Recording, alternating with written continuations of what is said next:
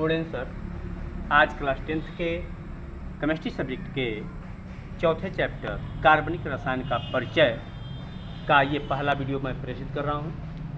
तो सबसे पहले आप देखेंगे कि प्राकृतिक स्रोत के आधार पर पदार्थों का वर्गीकरण तो किस प्रकार से इसको किया गया। तो सबसे पहले जो वस्तुएं, जो पदार्थ सजीवों से प्राप्त होते थे, सजीवों का मतलब यह है कि जीव जंतुओं से, पेड़ पौधों से प्राप्त होते थे, जैसे यूरिया हो गया, चीनी हो गया, ग्लूकोज हो गया, ये सब जितने भी चीज़ है, गोंद है, सेरेस है, जलेब, ये सब क्या है, प्राकृतिक स्रोत के आधार पर पाया गया।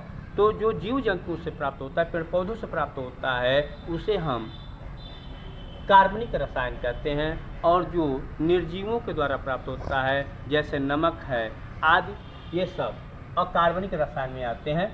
यह प्राकृतिक स्रोतों के आधार पर वर्गीकरण इसका किया गया।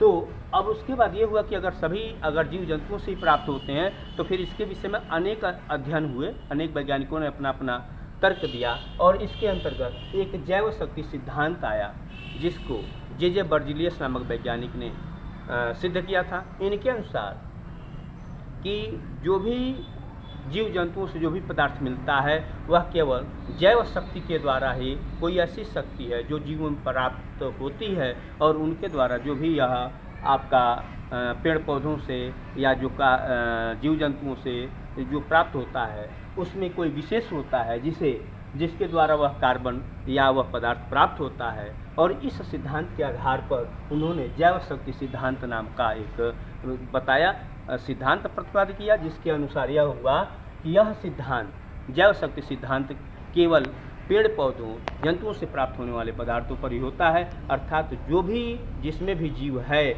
वह सभी एक विशेष प्रकार के पदार्थ अर्थात कार्बनिक पदार्थ को वह क्या दे सकते हैं। तो इन प्रयोगों के आधार पर इनके सिद्धांत को काटने के लिए बोहलर ने 1828 में अमोनिया साइनेट का प्रयोगशाला में क्या है संश्लेषण किया। अमोनियम साइनेट को संश्लेषण करके उन्होंने क्या प्राप्त किया, तो यूरिया का संश्लेषण किया। जैसे इसको कहते हैं NH2CONH2, यह अमोनिया ये आपका यूरिया बनाया। और इन्होंने यह सिद्ध करना चाहा कि कोई यह जरूरी नहीं है कि जिन जैव शक्ति सिद्धांत के द्वारा ही हम किसी चीज़ों को प्राप्त कर सकते हैं या कार्बनिक पदार्थों को प्राप्त कर सकते हैं। तो इन्होंने उसे काटने का प्रयास किया। फिर कोल्बे ने 1845 में यह बताया कि प्रयोगशाला के द्वारा हम एसिटिक अम्ल का निर्माण हम कर सकते हैं। ठीक है, तो उन्होंने भी इस माने बर्जीलियस के सिद्धांत को, जैव शक्ति सिद्धांत को काटने का प्रयास किया। और बर्थेलो ने 1856 में प्रयोगशाला में मेथेन गैस को प्राप्त किया और यह बताया कि यह कोई आवश्यक नहीं है कि जैव शक्ति सिद्धांत के द्वारा ही कार्बनिक पदार्थ को प्राप्त किया जा सकता है, इसे संश्लेषित करके भी हम इसे प्राप्त कर सकते हैं। और इस प्रकार से बोहलर, कोल्बे और बर्थेलो ने समय समय पर जे बर्जीलियस के सिद्धांतों को नकारने का कार्य किया। और अंत में यह माना गया कि सभी कार्बनिक पदार्थों में कार्बन निश्चित रूप से प्राप्त होता है।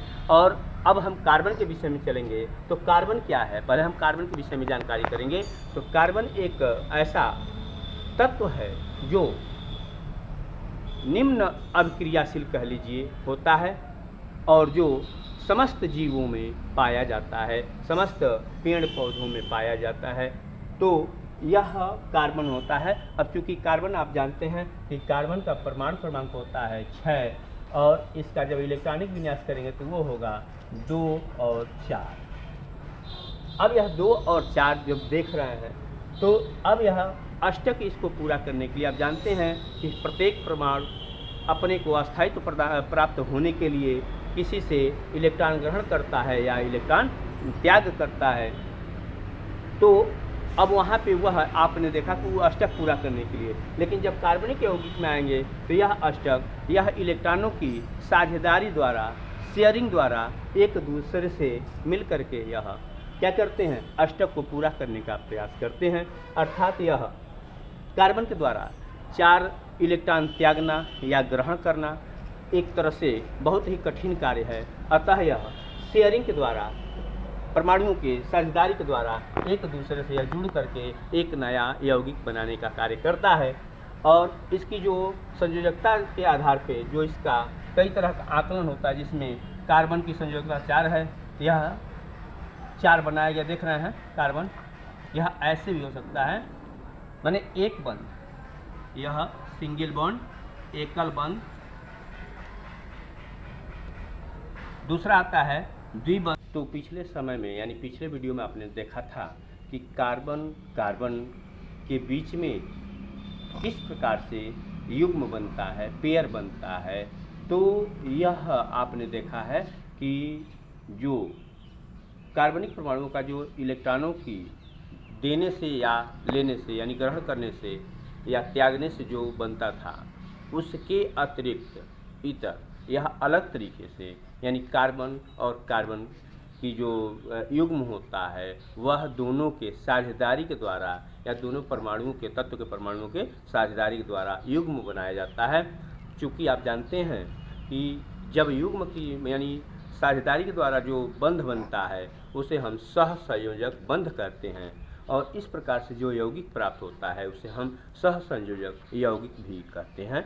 तो अब यह जो आप देखे हैं, पिछले में आपने देखा कि सहसंयोजक बंध का जो अवस्था होती है, कितनी अवस्थाओं पाई जाती है, कितने प्रकार के बंध होते हैं, इसकी व्यवस्था, इसकी विचार माने हम क्या करते हैं, इसका वर्णन हम इसमें करेंगे। तो सबसे पहले आप देखिए कि सहसंयोजक बंध क्या है।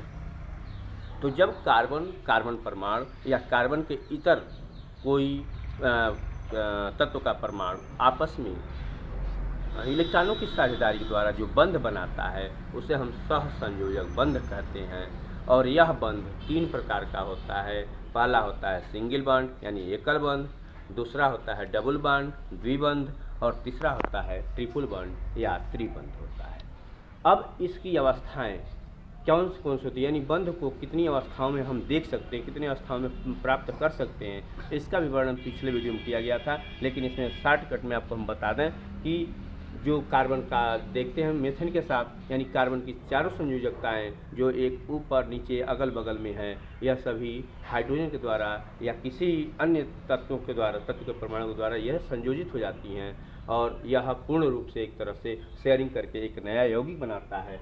और इसे हम जो आप एक एक देख रहे हैं, इसे हम एकल बंध कहते हैं। तो ये अवस्थाएं हो गई, यानी बंध की अवस्था। पहले देखें संयोजक बंध क्या है, उसके बाद इसके प्रकार कितने हैं। तो प्रकार आपने जान लिया, प्रकार 3 प्रकार के, पहला एकल बंध, दूसरा द्विबंध और तीसरा त्रिबंध। अब अवस्था क्या है, तो ये बंध की अवस्थाएं 4 प्रकार की हैं। पहला आप देख रहे हैं कि चारों की संयोजकताएं अपनी पूर्ण हो रही हैं। इसमें देख रहे हैं 2 इधर और 1 इधर और 1 ऊपर। तीसरी अवस्था है 2 इधर 2 इधर, यानी द्विबंध बनेगा, ठीक है। और तीसरा में एक एकल बंध रहेगा और एक त्रिबंध रहेगा।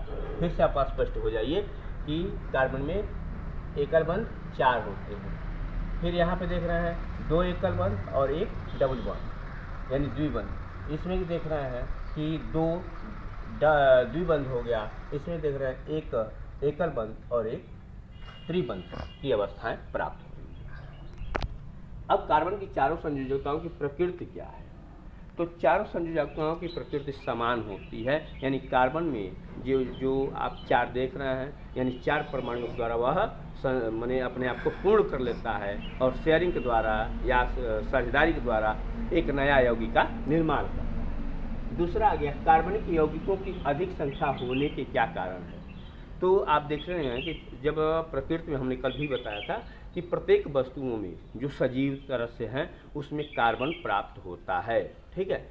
और जो मानव निर्मित वस्तुएं हैं उसमें भी कार्बन की आवश्यकता या मात्रा हो जाती है, यानी जिसका निर्माण कार्बनिक पदार्थों के द्वारा होता है उसमें कार्बन निश्चित रूप से होता है। तो कार्बन की संख्या अधिक होने के नाते कार्बन की जो व्यवस्था होती है उसको हम पढ़ने के लिए कार्बनिक रसायन में हम इसका प्रयोग करते हैं। यानी इस जिसमें कार्बनिक यौगिकों की हम एक तरह से कह लीजिए कि अध्ययन करते हैं, उसे हम कार्बनिक रसायन के नाम से ही जानते हैं। तो इसमें सबसे बड़ी बात यही है कि कार्बनिक यौगिक आपस में शेयरिंग के द्वारा, साझेदारी के द्वारा यानी किसी अन्य तत्वों के परमाणु के साथ ही वो क्या करता है, साझेदारी कर लेता है, और साझेदारी करने के बाद वो एक नया यौगिक का निर्माण कर लेता है। तो इस तरह से इसमें कार्बनिक यौगिकों की संख्या अधिक होती है। इसमें अधिक होने के कारण कुछ हैं, इसको आप देख लीजिए। सहसंयोजक बंधों द्वारा संयुक्त होकर श्रृंखलाओं का निर्माण करना। तो यह क्या करता है कि जो कार्बन यौगिक के साथ आपस में मिल करके खुली श्रृंखला, यानी यह श्रृंखला का निर्माण करता है, और श्रृंखलाओं का निर्माण करना ही श्रृंखलन कहलाता है। ठीक है, यानी कार्बन जो है, कार्बन जो तत्व हैं वो आपस में शेयरिंग के द्वारा जो श्रृंखला बनाते हैं उसी को हम श्रृंखलन कहते हैं। और यह श्रृंखला दो प्रकार की होती है। नंबर एक होती है खुली श्रृंखला,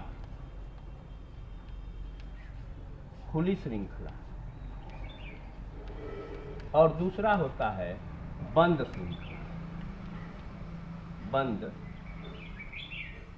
श्रृंखला, यह है आपका श्रृंखला, खुली श्रृंखला और बंद श्रृंखला। खुली श्रृंखला कहते हैं, जैसे मान लीजिए आपका कार्बन कार्बन कार्बन कार्बन।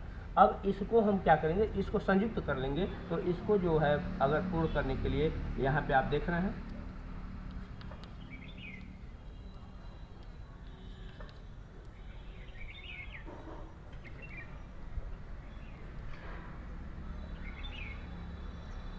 और यहाँ पे हाइड्रोजन देख रहे हैं, ये आपकी एक तरह से कह लीजिए खुला हो गया, खुला श्रृंखला। यानी इसमें और दूसरा बंद श्रृंखला में आप देखेंगे तो आप देखेंगे कार्बन कार्बन, फिर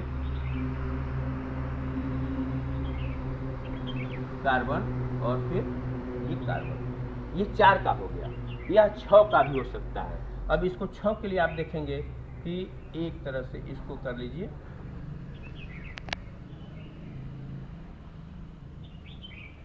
ये बंद श्रृंखला आ गई आपकी। ठीक है, और जब ये बंद श्रृंखला, तो ये भी आपका हाइड्रोजन से, यानी इसके साथ कोई भी परमाणु हो सकता है, ये बंद श्रृंखला आपकी हो गई। तो ये श्रृंखलन के कारण यह इसकी व्यवस्था अधिक होती है, श्रृंखलाओं का निर्माण हो गया। दूसरा हो गया कार्बन द्वारा एकल बंध, द्विबंध, त्रिबंध का निर्माण। अभी आपने देखा कि यह अपना शेयर करके साझेदारी के द्वारा एक बंध, द्विबंध और त्रिबंध का निर्माण ये कर लेता है। तीसरा होता है कि कार्बन परमाणु के अतिरिक्त, यह कार्बन के द्वारा अतिरिक्त ऑक्सीजन से, सल्फर से, हाइड्रोजन से, क्लोरीन से, ब्रोमीन से, आयोडीन से यह क्या करता है, श्रृंखलन कर लेता है, साझेदारी करता है, और साझेदारी करके एक नया यौगिक का निर्माण कर लेता है। लास्ट आपका है समायवी यौगिक एवं समायवता, यानी इसके अणुसूत्र समान होने के साथ ही साथ इसके भौतिक एवं रासायनिक गुण क्या होते हैं, वो भिन्न भिन्न होते हैं। और यह जो गुण होता है इसे हम समायवी यौगिक कहते हैं, और इस गुण को, इस घटना को हम समायवता कहते हैं। फिर से एक बार देख लेंगे कि इनके अणुसूत्र समान होते हैं, और इनके जो रासायनिक गुण होते हैं या भौतिक गुण होते हैं दोनों अलग अलग होते हैं। तो इस घटना को हम समायवता कहते हैं, और इस प्रकार के यौगिक को हम समायवी यौगिक कहते हैं। इसमें आप देखेंगे कि कार्बनिक जो यौगिक है इसके सामान्य लक्षण क्या हैं, तो इसके संबंध में हम आज प्रस्तुत करेंगे जो वीडियो में आपको दिया जा रहा है। तो पहला है जीव जंतु एवं वनस्पति, यानी इसका अर्थ ये है कि समस्त जीवधारी जितने भी हैं जिसमें जीव पाया जाता है सब में कार्बनिक यौगिक उपस्थित होता है। यानी कार्बनिक यौगिक का मतलब ये हो गया कि सब में कार्बन पाया जाता है, और जब कार्बन पाया जाता है तो वह विभिन्न रूपों में इसमें उपस्थित रहता है। दूसरा है कि जो कार्बन की प्राप्ति है, यह कार्बन की प्राप्ति समस्त जीवधारी, वनस्पति, जीव जंतु आदि में निश्चित रूप से प्राप्त होता है, और जिसके कारण इनकी अधिकता होती है। अगला है कि अकार्बनिक की अपेक्षा कार्बनिक यौगिक की अधिकता, यानी अकार्बनिक यौगिकों की जो मात्रा है, संख्या है, वो बहुत ही निश्चित है, लेकिन कार्बनिक यौगिकों की जो संख्या होती है वह बहुत ही अधिक होती है। यह क्यों होता है, तो आपको हम पहले भी बताए हैं कि इसमें इलेक्ट्रॉनों की साझेदारी के द्वारा जो सहसंयोजक बनाने का गुण है, बंध बनाने के बाद इनके में श्रृंखलन का जो गुण है, श्रृंखला बनाने का गुण है, वह अधिक होता है और इस नाते इनकी संख्या अधिक पाई जाती है। समझ में आ गया होगा कि सहसंयोजक बंध के कारण जो इनमें श्रृंखलन का गुण होता है, श्रृंखला बनाने का गुण होता है, उसी के कारण इन कार्बनिक यौगिकों की संख्या अधिक होती है। अगला आपका पॉइंट आता है कि सहसंयोजक बंध के दिशात्मक होने के कारण, यानी इसका जो कार्बनिक यौगिकों की जो संरचना होती है, आकृति होती है, वह निश्चित होती है। यह क्यों होता है? यह इसलिए होता है कि जो भी कार्बनिक यौगिक होते हैं उनकी जो सहसंयोजक बंध होता है, उनके द्वारा उनका जो एक ही दिशात्मक होता है, माने दिशा उसकी निश्चित होती है, और दिशा निश्चित होने के कारण उनकी जो ज्यामितीय आकृति होती है वह निश्चित होती है, यानी उनकी आकृति में कोई परिवर्तन नहीं हो पाता है। अगला है वाष्पशील, यानी ये कार्बनिक यौगिक जो होते हैं वह ये वाष्पशील होते हैं, कम गलनांक वाले होते हैं, कम क्वथनांक वाले होते हैं। उसके साथ ही साथ यह जल में अविलेय होते हैं, कार्बनिक विलायकों में यह विलेय होते हैं, ठीक है, तथा यह कार्बनिक यौगिक विद्युत के कुचालक होते हैं। अगला जो गुण आपका है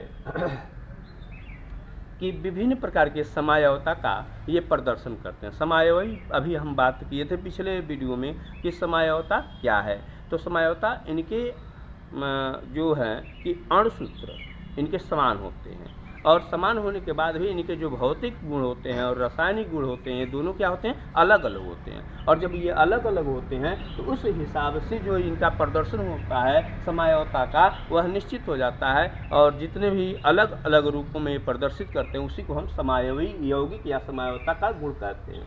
अगला आपका है कि जटिल इनकी जो संरचना होती है, इस संरचना के कारण इनका जो अणुभार होता है वह उच्च होता है। और अगला जो है 9 नंबर का आपका है, तो सहसंयोजक बंध के कारण इनमें जो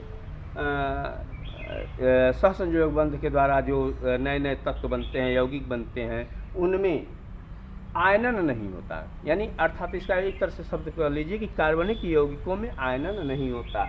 जैसे आप क्लोरोफार्म को देख लीजिए, CHCl3 क्लोरोफार्म इसमें, और फिर आप देख सकते हैं कार्बन टेट्राक्लोराइड यानी CCl4, इसमें आप देख रहे हैं कि यह इसमें क्लोरीन है, और क्लोरीन का परमाणु होने के उपरांत भी क्लोरीन का परीक्षण सिल्वर नाइट्रेट से नहीं होता, यानी वह उसको वियोजित नहीं कर सकता है, आयनित नहीं कर सकता है। लेकिन NaCl अकार्बनिक यौगिक होने के कारण भी पश्चात भी AgNO3 के विलयन के साथ यह क्या करता है? आयनित हो जाता है, और आयनित होकर के यह AgCl के रूप में एक अवक्षेप को क्या करता है? निर्माण कर देता है। तो आज के इस वीडियो में अर्थात कार्बनिक यौगिक के सामान्य लक्षण के संबंध में आपने इसमें जाना। फिर अगले वीडियो में नए वीडियो के साथ हम मिलते हैं, नए टॉपिक के साथ मिलते हैं। तब तक के लिए धन्यवाद।